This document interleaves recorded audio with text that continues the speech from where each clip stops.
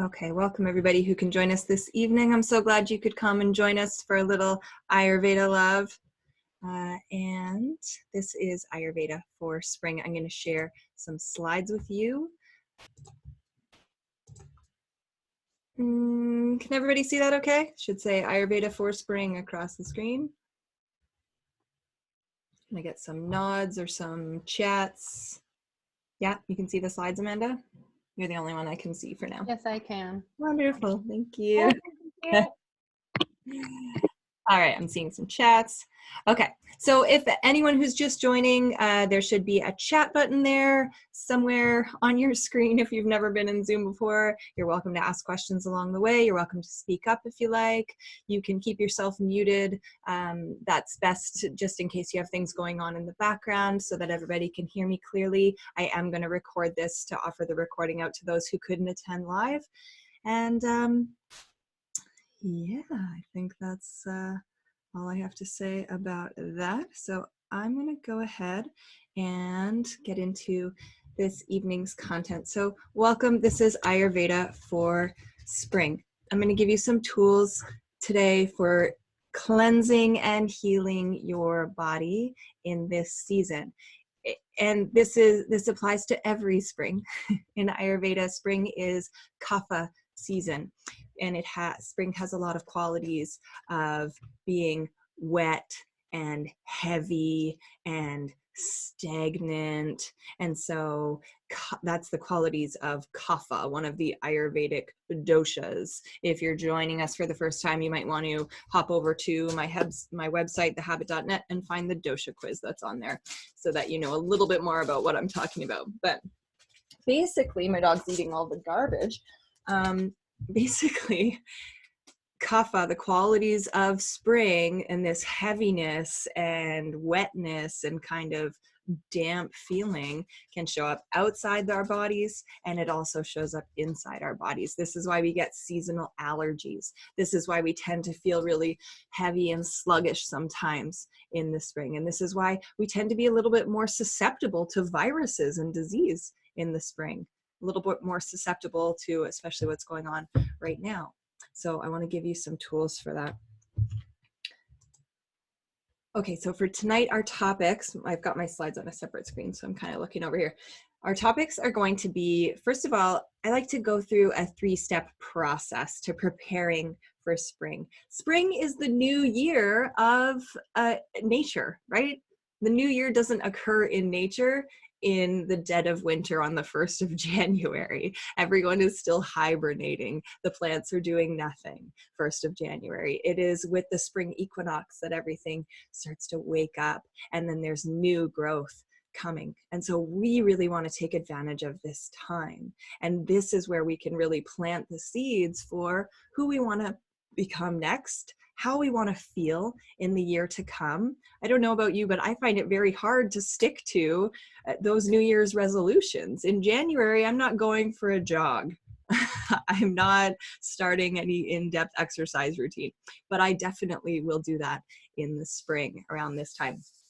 So I go through this 3-step process every year, and I highly encourage my group members in the Everyday Ayurveda program to do this with me. So first of all, we clear our external space, and then we cleanse our outside body, our skin, our extremities, our hair, and then we cleanse the inside body to prepare for new growth, to prepare for what's next, to build the body's strength, right? So that we can move forward. And then we're going to talk about the top Ayurvedic lifestyle tips for spring specifically. So the supportive spring diet, foods that you should be favoring right now at this time of year, tools for immunity, as well as some nervous system support tools, because I get it, some of us are pretty stressed out right now. And then I'm going to give you the top herbal recommendations from Ayurveda for spring congestion and the things that could be coming up: sluggish digestion, a couple other things, inflammation, and also for that situational stress for anyone who's experiencing the stress of transitioning to having your kids at home, or even just worrying about what's going on in the media right now. A lot of us are experiencing those high cortisol levels, and we want to support ourselves through that so we can still sleep and digest our food and keep our immunity up, right? So first, let's talk about these 3 steps to preparing for spring and for your best year ever. So the first one is that cleansing of your internal space. In my group, we've been doing a challenge this month in decluttering, in going through all those drawers and closets and spaces that make you feel stressed in your own home and really cleaning them out. And this is a really great time to be doing this, you guys, because there's so much going on out there that we can't control. But there is a lot inside your home that you can control. You can set up your home space exactly the way you want to see it.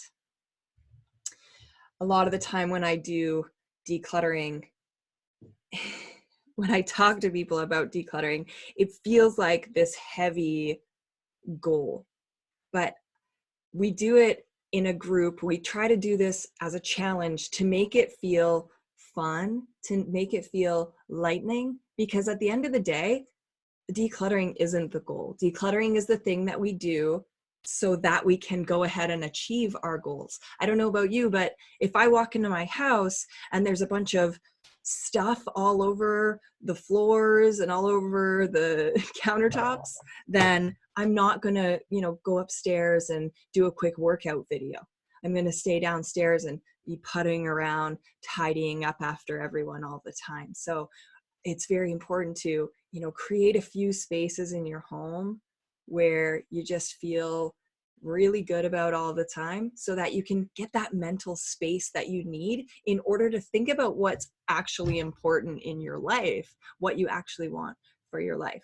Otherwise, we just get caught up in this hamster wheel of cleaning and tidying up after everybody every day. We somewhat follow the Konmari method, that spark joy method for decluttering the house. And so say you're cleaning your bedroom closet, we would go in and take absolutely everything out of that closet, all the stuff way back in the corners that you've had in there for years, take it all out and put it on the bed, and then deep clean the inside of that space so that it's all fresh and it's like brand new and it's like you just moved in. And then you get to decide what is important enough, what you enjoy enough, whether it's the thing that sparks joy enough that you're going to go ahead and put the energy into putting it back in the closet. And that's a big part of, like, once I pulled something, all the stuff out, it's easiest for me to throw all that stuff away, honestly. So you have to really like that thing or think you're going to use it in order to find a new place for it back in that drawer or cabinet or closet or on your countertop. Once your countertop is completely clean, you get a lot more selective about what deserves to go back on there. Only things that promote a feeling of ease and peace of mind in your space deserve to go into your line of sight.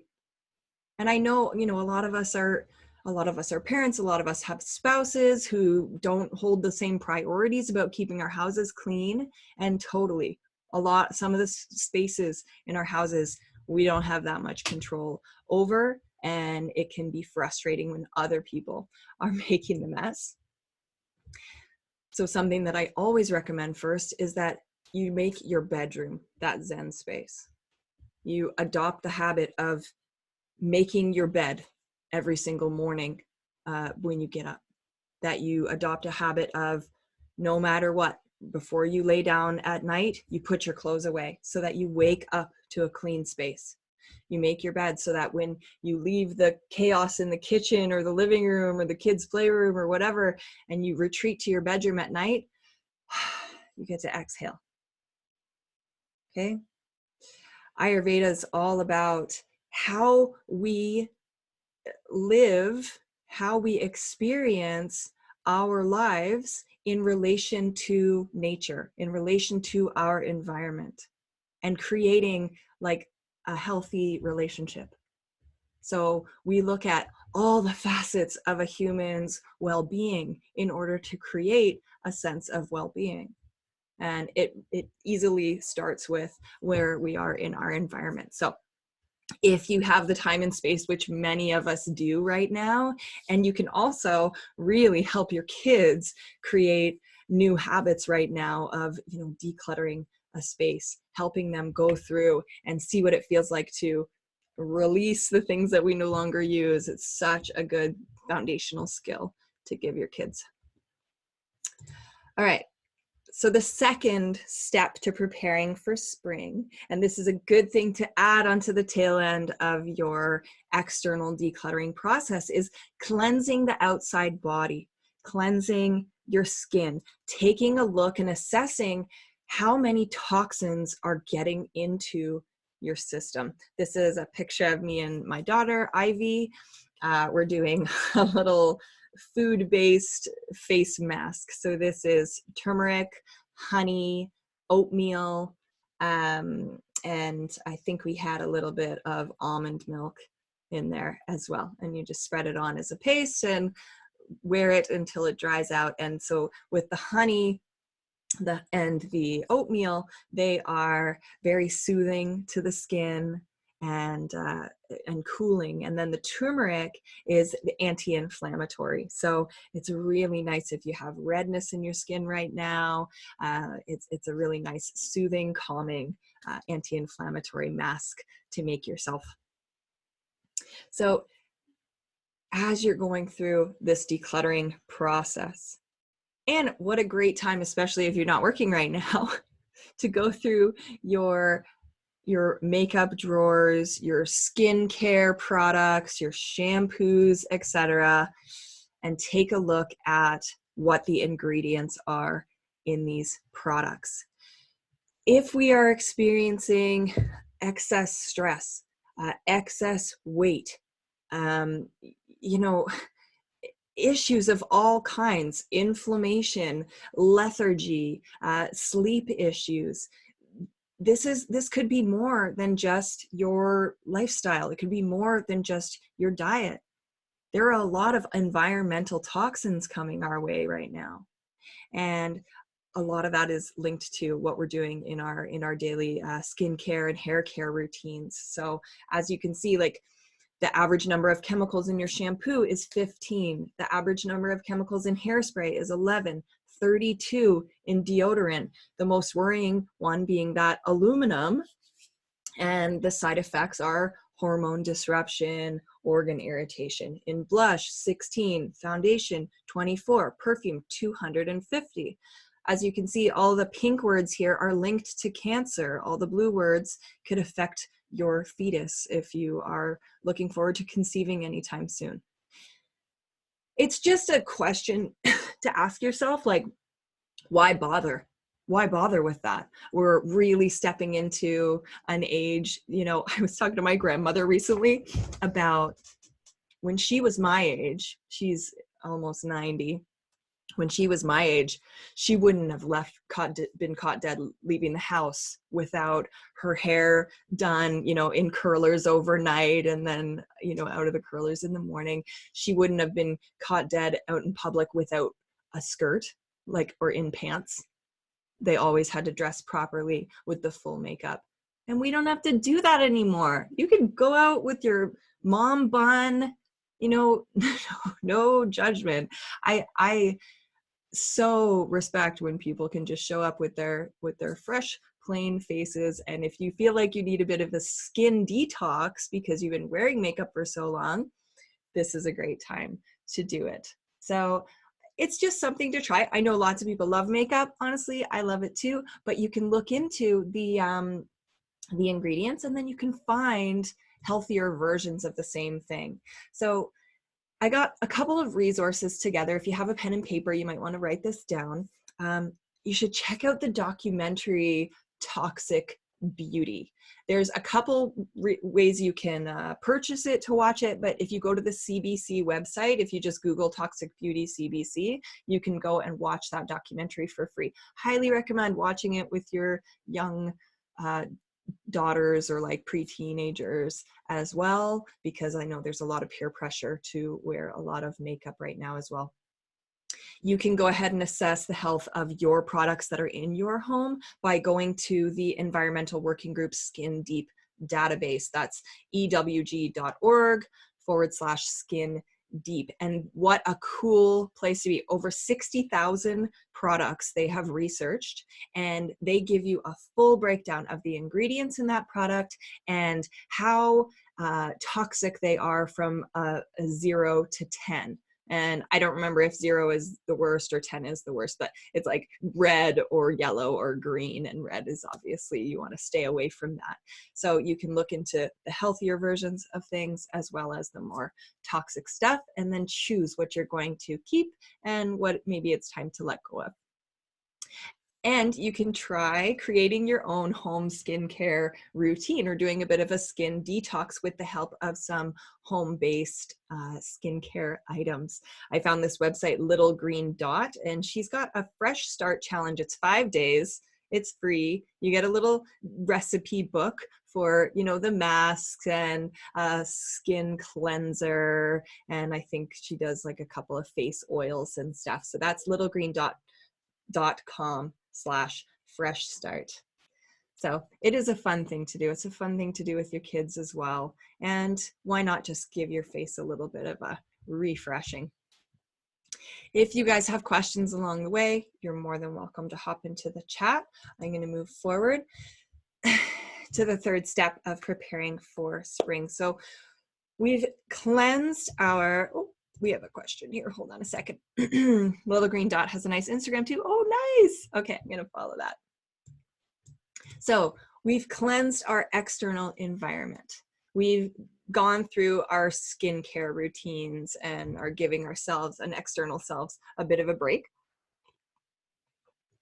And then what we do is invite ourselves to cleanse the inside of the body. And what a better time to do this. It's a great time once you've cleaned up your external environment, because again, when you walk into your spaces and you don't feel the instant pull to tidy up and check off the boxes on that to-do list, you just feel at ease in your space, all of a sudden time opens up and you feel like you have more space to do the inner work, to take care of your insides.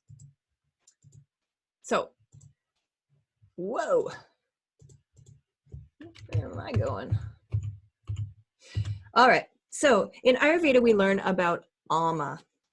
Alma is referred to as the undigested food and thoughts and emotions and experiences and those environmental toxins that are sitting around built up in the body. And it can really start to weigh us down. You know, when we talk about undigested thoughts and emotions, what I'm referring to is those repeated negative thought patterns, our tendency to react instead of respond based on things that have happened in the past. You really want to cleanse yourself of these things so that you can see the world as it is. According to Ayurveda, Alma is the root of all disease. And I'd love to know how you feel about this, that it is repetition of unhealthy lifestyle habits, or repetition of these negative thought patterns, or interaction in unhealthy ways over and over again with the people in our lives that actually leads to, again, that increased cortisol and inflammation in the body when we're not eating the right things, and then that leads to many diseases. So I always make the recommendation that before you change your circumstances, make sure to clear your Alma. What I mean by this is, a lot of my clients say things like, I just have to change jobs and then I'll feel better. I just have to break up with him and things will be easier. And, you know, maybe that is slightly true in a lot of circumstances, but it's very common for me also to speak to clients who have been through this job and this job and this job, or this relationship, this relationship, this relationship, and the same patterns are being repeated. And the common denominator is that person and their patterns. And so be careful of not repeating the same discomfort because you were just carrying around some undigested emotions or life experiences, right? So we want to clear out our ama. The opposite, or the signs of ama, built up toxins in your body or your mind, would be, from Ayurvedic perspective, gunk on your tongue. Ayurveda teaches a lot about assessment of the tongue, and the tongue is linked to your many organs and structures, and just looking at your tongue, I can generally assess your state of health. If you have white gunk on your tongue, that's a sign of a lot of built up ama. If you are waking up groggy, or if you have facial puffiness in the morning, if you're eating when you're not hungry, or overeating, or having unhealthy food cravings, if you have digestive issues, bloating, gassiness, constipation, anything like that, lacking energy, if you're feeling really sluggish, especially during the spring, that's a sign of spring ama. Feeling overwhelmed, or just generally feeling down, like almost a depressed feeling. You have a lot of that negative self-talk. Achy joints or stiffness, just really don't feel able to get up and work out. Mucusy buildup, again, those seasonal allergies, feeling like you kind of always have a runny nose or congestion at this time of year, and general feelings of heaviness. Yeah, Kai says she agrees. It's a combination of many factors, ama being at the forefront. That's in regard to ama being the root factor for growth of disease. So these are all signs of ama. We all have them to a certain extent, and you know, they're going to come back. We're going to go through all different cycles of life, where we're feeling good and where we're feeling off, and Ayurveda can teach you how to balance that in the many different cycles that you are sure to go through. We never really reach a perfect state of balance permanently. So if anyone ever teaches you that you'll ever be fixed, then they're lying. But we can have tools. We'll have tools to help us bring balance. So the opposite of ama is Agni. Agni is your digestive fire, your capacity to digest your life experience. Signs of strong Agni are a healthy pink tongue, healthy pulse between authentic hunger, letting yourself be hungry in between meals, maybe not grazing so much, proper meal spacing, and then that deep satiation. Ayurveda teaches us about spanda, the importance of really enjoying the highs of the highs and allowing for the lows of the lows. You want to, when you're at rest, you really want to rest. And when you're up and energized and moving, you really want to get moving. And some of us are kind of stuck in the middle, just kind of going through the motions in life. Healthy, strong Agni means healthy and complete elimination, preferably in the morning. Your digestive tract works as such that it collects all of the waste from the food that you ate the day before overnight and stores it in the colon and in the kidneys for flushing in the morning. And so the best thing that you could do for your health is find a healthy poop rhythm. So you're waking up in the morning, you drink some water, you have healthy elimination, you've eliminated all of the built up toxins in your body. That's where we want to get to in our days. You want to have great consistent energy throughout the day without that need for coffee or stimulants. And person with strong Agni has a feeling of lightness and easefulness in their body. They feel strong and kind of like a danciness to them. They have good emotional boundaries. They can say like a joyful yes to life. They can say a loving no to the things that don't uplift them or to the things that sap their energy. And they feel balanced in their emotions. They feel able to communicate when things aren't going well. They feel able to work through things rather than holding and making mountains out of molehills, so to speak, which we all do sometimes. So Ayurveda teaches us that the best thing that we can do to cultivate this sense of balance year round is to flush our Alma and build our Agni up seasonally with a cleanse. So we do a spring cleanse and a fall cleanse. It's best to do this in these kind of kapha seasons. And I'll tell you, the summer is pitta season. It's very fiery. There's a lot of heat energy. The winter is vata season. It's very cold and airy and kind of ungrounding. And then there's kapha that shows up in the spring and fall. And these are the seasons where you kind of tend to get a little bit more congested. So it's the best time to do a cleanse. So I have a couple of resources for you if you want to check them out. Every spring and every fall, I do a group cleanse with my Everyday Ayurveda members, and everyone else is welcome to join as well. You can join that. It's a 21-day group cleanse. We go through a cleansing of the emotions, as well as a cleansing of your relationship to technology, sort of some sensory deprivation techniques, especially right now when we're so overloaded with information and most of it being kind of on the negative side. It's really important to give yourself space. And that's from more than just what we're eating. So when you do an actual cleanse, it involves more than just your food. It also gets into like proper spicing of foods, because in order to stoke that digestive fire, you want to eat some spicy foods.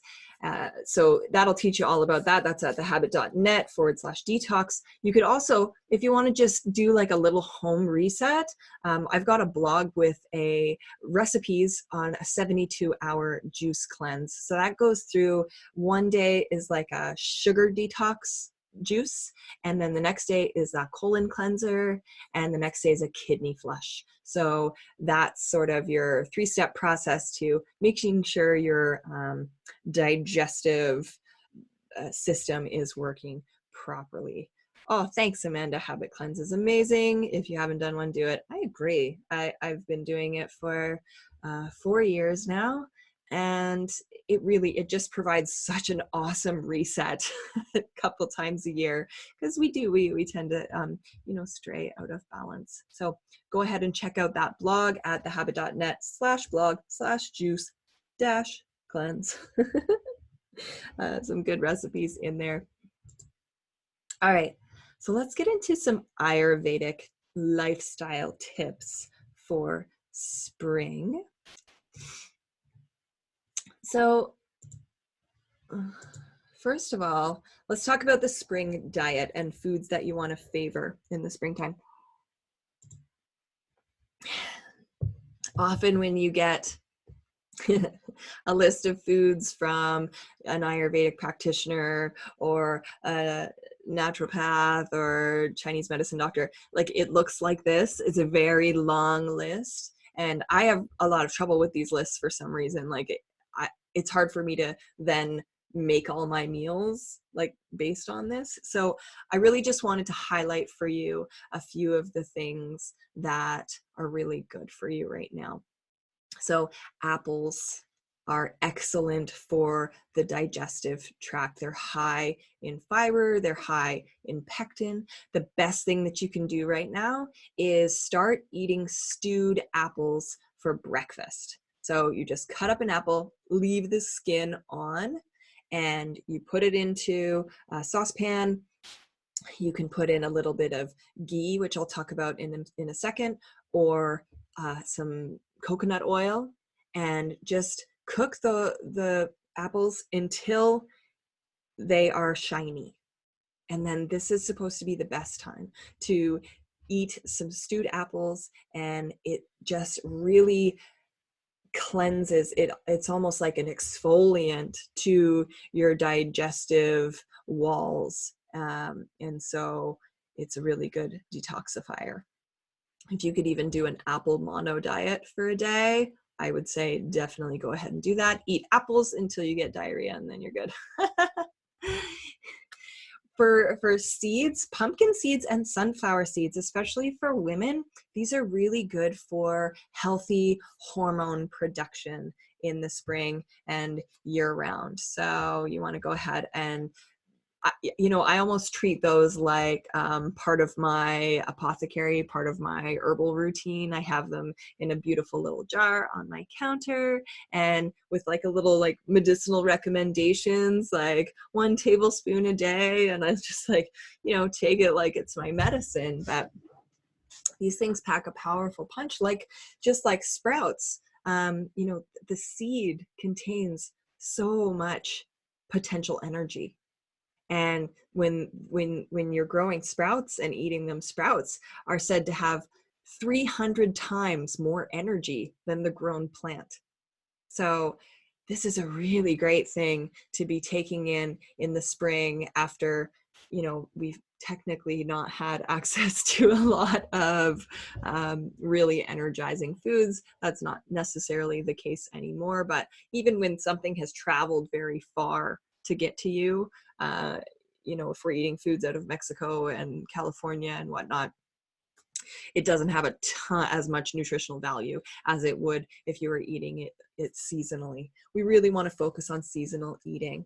And in the spring, we're looking at foods that are lightening.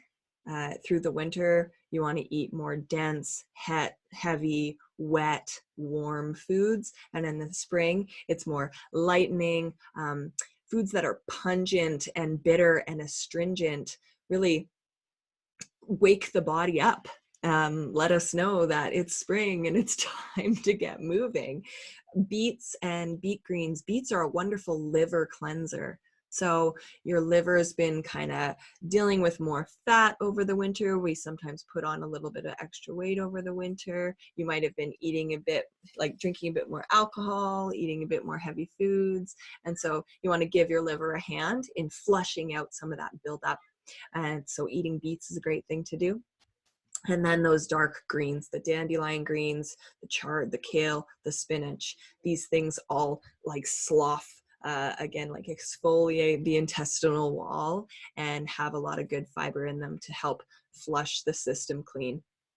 Miso soup, anything really fermented, is a wonderful thing to add to your diet this time of year. If you are an evening snacker, you might consider having a cup of miso soup in the evening, maybe with some grated ginger in there right now. Is a great thing to have to support that digestive fire before you go to bed. And then when we look at the oils, ghee, if you've never heard of ghee is clarified butter. So it's butter that is taken and lightly boiled until all of the milk solids evaporate. And then you kind of, there's like this white foam on the top, and you kind of scoop that away and you're left with this oil product that it smells kind of like butter, but kind of not. Anyway, they've been eating ghee for thousands of years in India. And it's this like elixir of life. They say that it penetrates all 7 layers of tissue in the body. And modern science has discovered that its constituents actually most closely mimic the lining of your intestinal wall. It has linoleic acid or something in it that it lines your intestinal wall. Inside your intestines, you've got these tiny hairs, villi, and their job is to decide what nutrients get soaked out of the intestinal wall into the bloodstream to feed and nourish your body and your organs, and what is a toxin and what stays and gets flushed through the digestive tract and out your colon. And if you're not well lubricated, then the villi start to break down, and then everything can kind of start to soak through. So when we do our Ayurveda detox, you have an opportunity to choose if you want to, take it one step further and do a bit of like a ghee flush, where you really flush out the system and eat easily digested foods while also taking increasing amounts of ghee to really lubricate that intestinal wall moving forward. Ghee is a very cool thing to eat. And then you can try having honey here and there. It's antiviral, so why not? We make a paste out of honey and turmeric and grated ginger and a busted up garlic clove and some black pepper and some cinnamon. And I just make it into a paste, and my kids eat it by the spoonful during any virus season. And it's just kept them so well and healthy.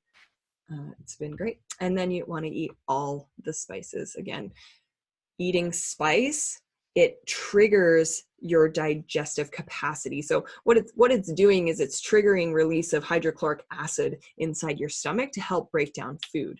So spice your meals. Have, and I'm not talking about like chili spice. Have cumin and cardamom and coriander and fennel, and there's cinnamon and many, many wonderful aromatic spices out there. Go to the Indian market, say, what do you got? And just buy a bunch of things and try some new things. Western food is not very well spiced. I think for most of my life, I only had salt and pepper. So get out there and try some new things. Your gut will thank you.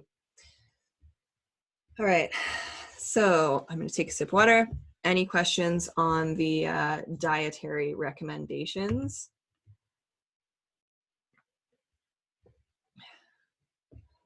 Great. All right. Okay, so let's talk about our immunity and supporting our nervous system settings. The first thing I want to bring up is connecting with nature. And I've already said it, I'll say it again. This seems like a wonderful time to embrace this opportunity. For a lot of us, this is an opportunity to think about how you'd actually prefer for life to be, and maybe create some new routines for yourself that might just stick moving forward. Spring is a wonderful time to get outside and reconnect with nature, which in turn reconnects you with yourself. So first thing I'd recommend is getting outside as soon as possible and placing your bare feet on the ground. This is referred to as earthing or grounding. And you can look it up on the internet. There's a bunch of information about free radicals and how they're pulling them out of your body and helping you maintain health. There's been quite a bit of research on the benefits, and it's wonderful for those with chronic fatigue syndrome, or if you're just generally feeling tired right now, you got to get outside and put your bare feet in the ground. Literally hug a tree. Those with chronic pain, it's been shown to be anti-inflammatory for the body. Those with anxiety and depression. And, I'm certain that some of this has to do with the fact that you're outside and you're taking in vitamin D as well, but we should be taking advantage of this. Vitamin D is a huge immunity booster. Those with sleep disorders, going outside helps reset your circadian rhythm. So if you have any kind of insomnia or sleep trouble, you got to try and get outside as much as possible to let your body adjust to the rhythm of the sun and moon. Right? Because if you're living by the light on the ceiling or the light in your phone, then your pineal gland in your brain, it's not understanding when it's actually nighttime and when it's daytime and when it's supposed to be releasing that melatonin, that sleep hormone. So you get outside, you breathe in sunlight, allow like 30 minutes a day. It would be great if you could aim to go out when the sun is highest in the sky around that noontime. That's a great way to reset your internal clock, your circadian rhythm. And it's also shown to help cardiovascular disease. They showed reduction of blood pressure levels in participants that had hypertension. So if you've had any excess stress and you're worried about your heart health, get outside, bare feet in the ground. I also have this picture of me and my friend Donna standing in the lake recently. And this is like a form of hydrotherapy. I also recommend splashing your face with very, very, very cold water first thing in the morning to wake you up.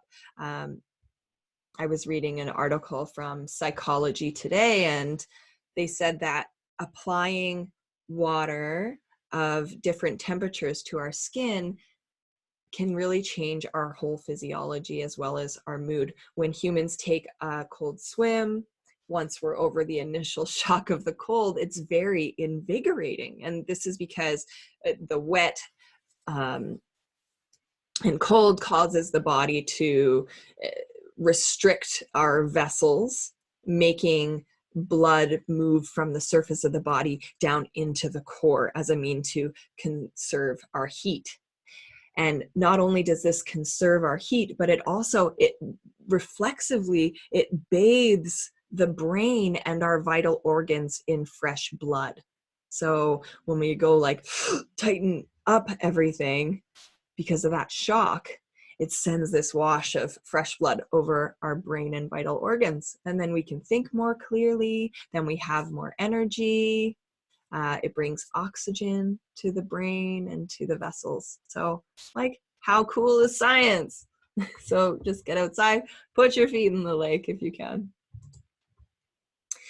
I'll give you 3 little Ayurvedic tools. The first is Jihva Prakshalana, tongue scraping. So it's believed in Ayurvedic tradition that while we sleep, this is an actual fact, our digestive system remains awake and is performing detoxification processes. Now, Ayurveda teaches that during these processes, a lot of the toxins move to the colon, some move to the kidneys for removal in the morning, but also some move out onto the surface of our tongue. And they say that if we fail to scrape them away in the morning, then they'll get reabsorbed into the body, and that can create problems in respiratory issues and digestion. So a great way to just have a gentle morning detox process is to use the tongue scraper in the morning. And it just looks like this, and you just take it right to the back of your tongue and scrape it forward.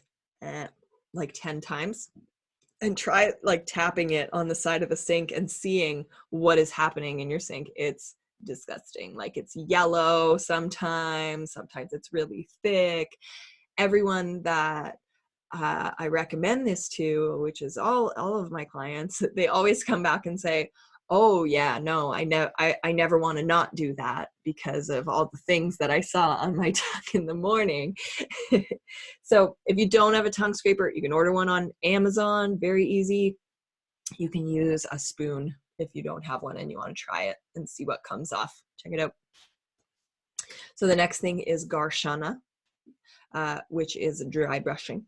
And this is something that we can do, especially in the spring, to promote lymphatic drainage. Your lymph is like the immune system right under your skin. It carries your blood cells to your organs and helps flush out viruses.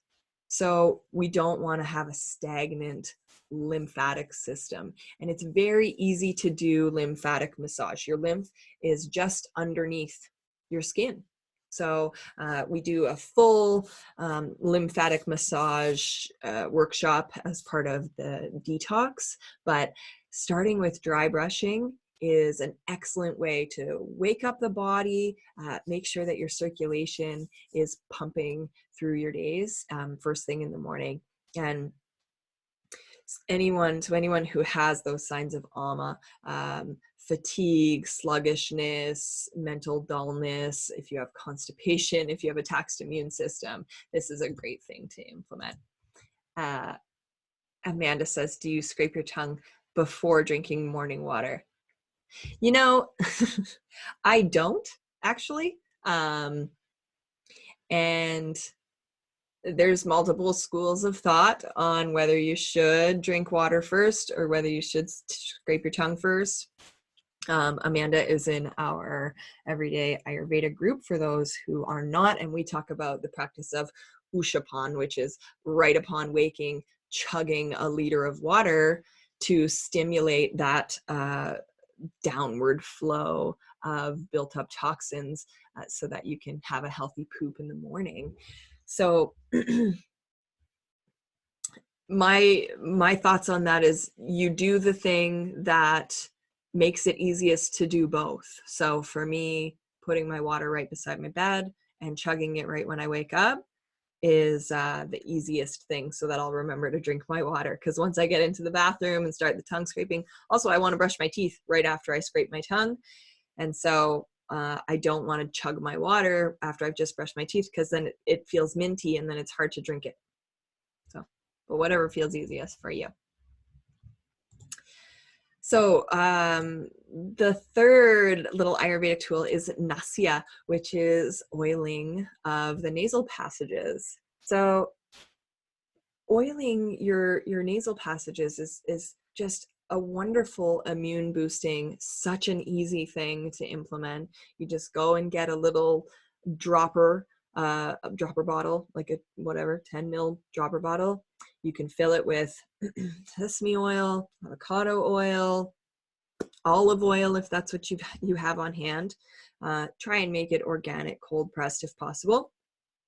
And then, after you wash your face, after you do your morning routine, you would just take a couple drops of the oil and just drop it into your nose. You don't inhale it because you don't want to get oil, into your respiratory tract, but you would just put it into your nasal passages and just like rub it in and give your sinuses a little rub.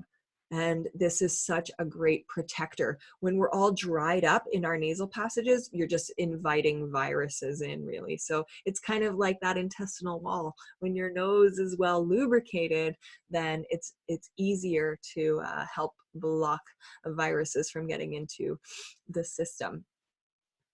It also relieves congestion and keeps bears out of the cave, if you know what I mean. All right. And then the last recommendation from, a lifestyle perspective is daily movement. Oh my gosh, now's the time. We have to start moving our bodies every single day. We have to stop living in this like stagnant culture. I speak to many, many people who just don't find the time to move their bodies. But when we don't move our bodies, we're not oxygenating our brains. When we're not oxygenating our brains, we're not capable of making good decisions. We're not capable of maintaining consistent levels of energy throughout the day. Oxygen and nutrients to your tissues through exercise, it helps your cardiovascular system. When your heart and your lung health improve, then you have more energy to tackle everything else in your life. They say that 20 minutes of exercise in the morning gives you enough oxygen in your brain to make good decisions for the whole rest of the day. And I have definitely found that more movement in the morning triggers me making a lot more good decisions in the rest of the day versus movement in the evening, which tends to sometimes keep me from getting a good sleep at night because it's kind of restarting my brain. So I have this picture of these like wild women dancing because I want us to embrace this belief and this understanding that movement stimulates the release of various feel-good hormones if we let it. We've a lot of us have moved to this structured way of working out or exercising under these sort of under the walls of the gym or the structure of whatever our trainer has provided us. But I want to give you a pass to just do whatever feels good in your body, because chances are that's what your body needs. I remember watching, if you've watched that Netflix documentary, Wild Wild Country with Osho. He's this Indian guru who created this like a cult, really, but he had these massive 10,000 people strong meditation ceremonies, and he did this. He had this an incredible process of getting these people into really deep meditation, and it involved extreme movement and allowing yourself to make whatever noises you needed to make. For they would do that for like an hour, and just like letting it all out, and then when they sat down and became silent, they just went into the most deep levels of meditation and had these insights into their potential and who they could become in their lives that was like nothing they had ever seen. It was like the same effects that you would have from taking hallucinogenics. And I encourage you to try things like this, to get so deeply into your own body and connect with how you want to be in your body, so that you can connect with like how you want to show up in the rest of your life. There's a website called The Class with Taryn Toomey, and she is a fitness instructor in New York, and she's offering a 2-week free trial in her classes right now, and you can go and sign up, and there's multiple live classes you can get into in a day. This is online, and they just play really great music and just teach you how to get into your body, and which sounds weird, but you know, we don't always know how to do that. All right. So does anybody have any questions about the lifestyle supports? You guys feel good about these little tools? You know, and I can put some notes together for you. If you have any questions, you're very welcome to contact me. But definitely these little tools are going to really help boost your immunity through this season, and you want to keep your circulation going to help you feel well and whole, and let your nervous system settle in this time of stress. Sometimes we get stuck thinking our way in and out of things all the time. You know, we'll read the news and then see this thing on social media and then talk to a friend, and then we feel overwhelmed, so we distract ourselves with something on Netflix, and then we'll go and talk to another friend, and we're still taking in stimulation. And you do have the option to let your body help you de-stress, let your body help you release the tension. So just turn on really loud music as often as possible and move your body, or, you know, whatever method of movement you like, you know, punches, whatever, you know, dabbing. I don't really know how to do it. Ask your kids. All right, so let's talk about herbal supports right now. Almost out of time. So herbal supports for spring. This is something that I was talking about last week. Chyavanprash is a wonderful thing to take, and if you are in Kelowna, I happen to know that the Indian market just restocked, so there's plenty of Chyavanprash for everybody. So what it is, it's this jam. It has like a jam consistency, and it's got 40 different herbs that just promote general health and wellness and vitality in the human body. And the main herb is amalaki, and that is an Indian superfood, really good for the immunity. And this is a great thing for you to take. It's a good thing for your kids to take. It tastes, it's sweet. It's almost like a sweet molasses. It's kind of like chewy. We just eat it by the spoonful. I don't know how other people take it. You can probably stir it into some warm milk if you wanted to have it in the evening. But Chyavanprash is an easy thing to take to boost the immunity. Turmeric is great for the liver cleansing. It's good for inflammation. You want to do half a teaspoon, even to up to a teaspoon daily. The best way to take turmeric, or time to take turmeric, is right after your supper. If you're just going to take it once per day, then you can take it right after dinner, and that again like adds that spice and helps to stoke that digestive fire so that you can digest before you go to bed and have a more restful sleep.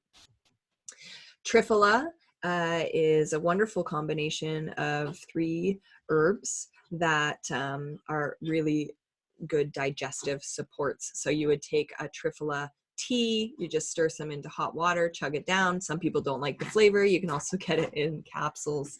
That's a wonderful digestive support.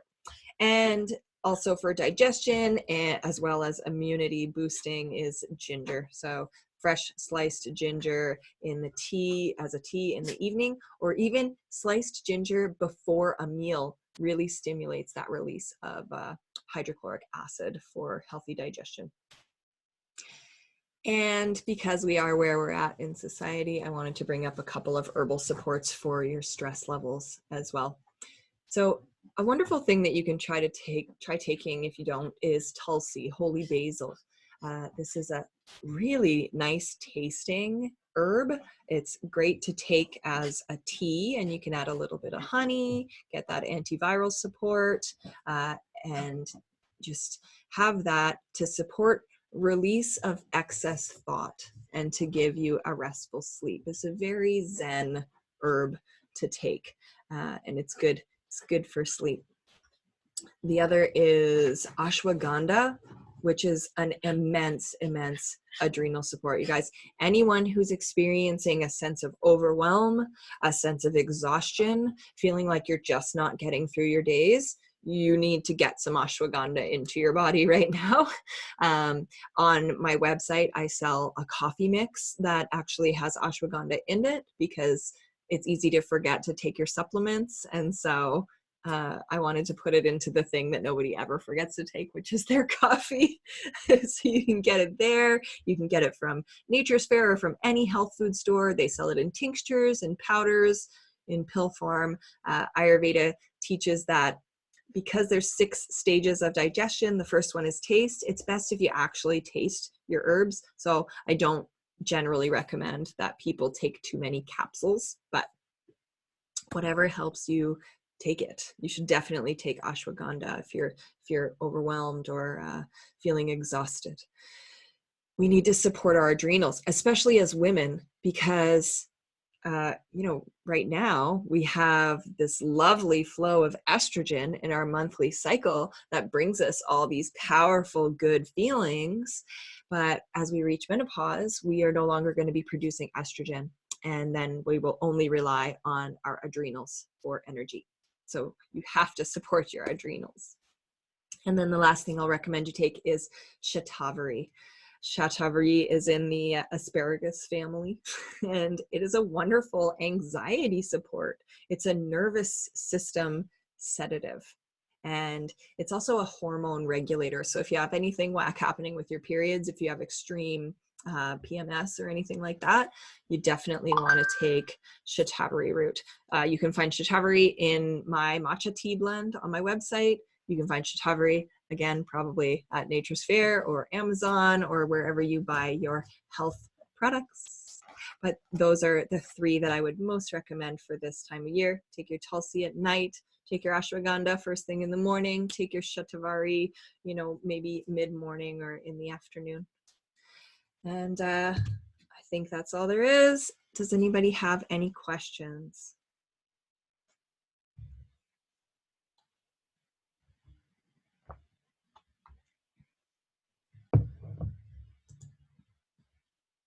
I will take that as a sign that I have done a good job. All right. So for anyone who's joining us who is not in the Everyday Ayurveda program, if you have any questions on any of this, I'm definitely available to give you some support. This is definitely a trying time for a lot of us, so I want to be here to support. Yeah, you're welcome, Kai. Thanks for coming. And or you can post on a comment on Facebook, and I'm happy to answer you that way. For anyone who is in our group, I will be posting the slides and the recording for you shortly. All right, I'll let everyone off into their evening. When will the spring detox happen? Oh, it's on April 17th. It starts, yeah. So we have a few weeks, a month. We have 1 month. We have 1 month to get our spaces really in order to allow for some internal space. Sounds good to me. Okay, everybody, I hope you have a wonderful evening. Thank you so much for joining me tonight. And we'll see you, I guess, just on social media because we're all stuck in our houses. All right, bye for now. Thank you. Yeah, you're welcome.